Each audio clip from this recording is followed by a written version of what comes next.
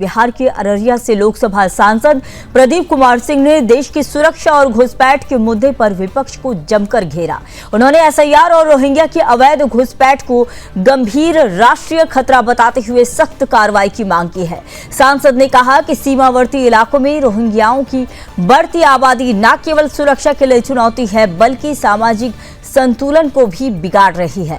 उन्होंने विपक्ष खासकर कांग्रेस पार्टी पर निशाना साधते हुए कहा कि वोट बैंक की राजनीति के लिए देश की सुरक्षा से समझौता नहीं किया जा सकता।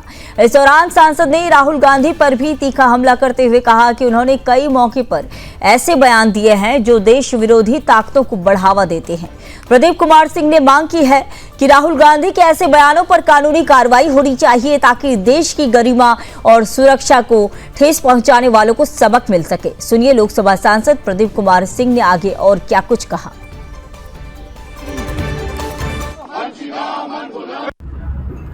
एसआईआर के मुद्दे को लेकर विपक्ष लगातार हंगामा करता हुआ नजर आ रहा है। इसी पर हमारे साथ बातचीत करने के लिए लोकसभा सांसद हैं प्रदीप कुमार सिंह जी।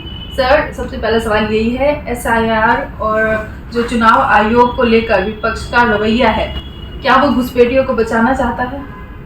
100% राहुल जी को और तेजस्वी जी को, इनको बांग्लादेशी वोट पसंद है। अगर देश के बाहरी लोग अवैध तरीका से बांग्लादेशी या रोहिंग्या इस देश में रहता है तो उस वोट से भी यह सत्ता इसको प्राप्त होना चाहिए। यही इनकी मानसिकता है। मैं कहता हूं यह वोटर लिस्ट का पवित्रता हो, वोटर लिस्ट स्वच्छ हो, इसमें इनको सहयोग करना चाहिए। दूसरी बात, इन्हीं के पूर्वज, इन्हीं के नाना जी, नानी जी, पिताजी सत्ता में जब थे, इन्हीं लोगों की सरकारें थी, तब भी वोटर लिस्ट पुनरीक्षण का काम हुआ था। आजादी के बाद देश में समय समय पर यह काम होता रहा है। चुनाव आयोग एक स्वतंत्र और निष्पक्ष एजेंसी है, लेकिन मुझे लगता है कि बिहार में जो चुनाव है, सरकार को मुद्दा कुछ है नहीं घेरने का इन लोगों का। एक तरफ देश विकसित राष्ट्र बन रहा है, भारत दुनिया का चौथा अर्थव्यवस्था है, और मैं सोच रहा हूं हमारे प्रधानमंत्री जी कह रहे हैं कि बहुत जल्दी भारत दुनिया का तीसरा अर्थव्यवस्था होगा। बिहार में भी जंगल राज था, आज बिहार विकसित हो रहा है। नीतीश जी के नेतृत्व में इंडिया गठबंधन की सरकार है और सबका विकास हो रहा है और बिहार बदल रहा है। तो इन लोगों को लगता है कि हम सत्ता में नहीं आ पावे तो फिर नहीं आ पाएंगे। इस नाते ये लोग मतदाता को फिर से एक बार भ्रम फैला करके दिग्भ्रमित कर रहा है।